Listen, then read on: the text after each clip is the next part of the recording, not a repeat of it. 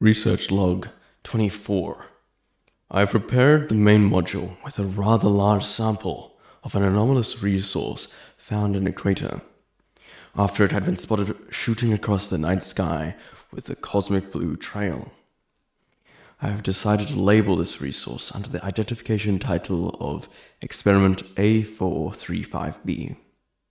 This resource has been shown to be capable of containing large amounts of energy on smaller scale tests.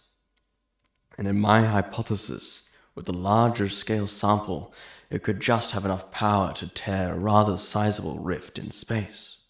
I believe this could aid humanity in transportation between far larger cosmic distances, perhaps even a parsec, a distance many humans have thought impossible. And if my hypothesis is correct, this discovery could just be the start of a new age for humanity. I'm so sorry to interrupt, but I must speak with you about the matters concerning a project. I thought I've told you. I don't want to hear more of it. But Doctor, you must understand. Several of the small-scale tests my research team and I have been conducting in our labs have ended rather poorly. You all are clearly doing it wrong. If you were listening to me and following my hypothesis, such incidents wouldn't arise.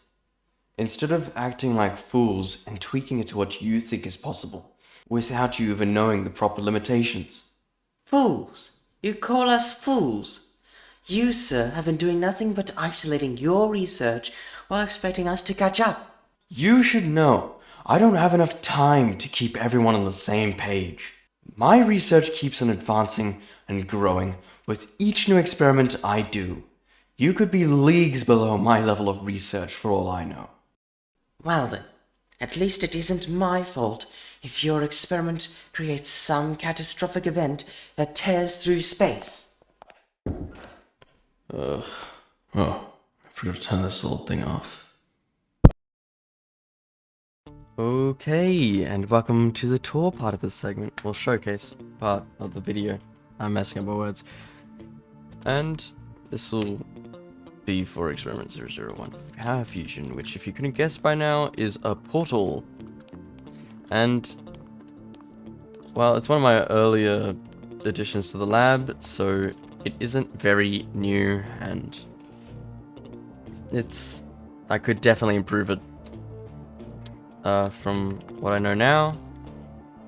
Yeah, anyway, welcome to the actual control room of the portal. We can turn off the glass tint and turn on and off the lights. The actual way to start this sequence is by flicking one of these levers on either the right or the left, which create this effect that goes along this tube to turn on and off these lights below to make it look pretty cool. Yeah, and then once both of them are on, you can go on to the next step, which is allowing the power throughput to the main module, which gets it ready to charge into the sample of A435b. And now you can flick that lever to actually start charging it. And once you feel like it's ready, you can activate it and initiate the Einstein-Rosen bridge, which, if you don't know, is just another word for a wormhole.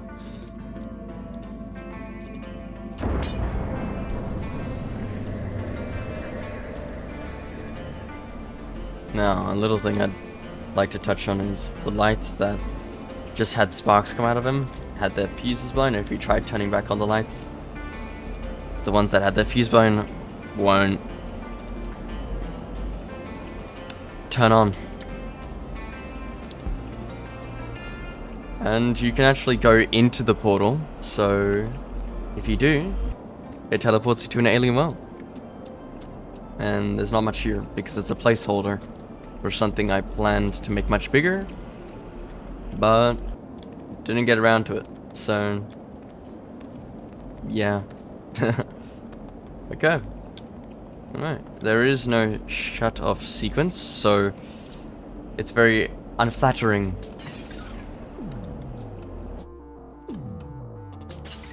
Yeah. Yeah, it's I'm pretty happy with its look overall, with the room layout. I just improve it. I know. I can press the button. Right, thank you for coming on this small little tour, and I'll see you in the next tour, which will be about the power reactor. Ooh. Okay. Bye bye.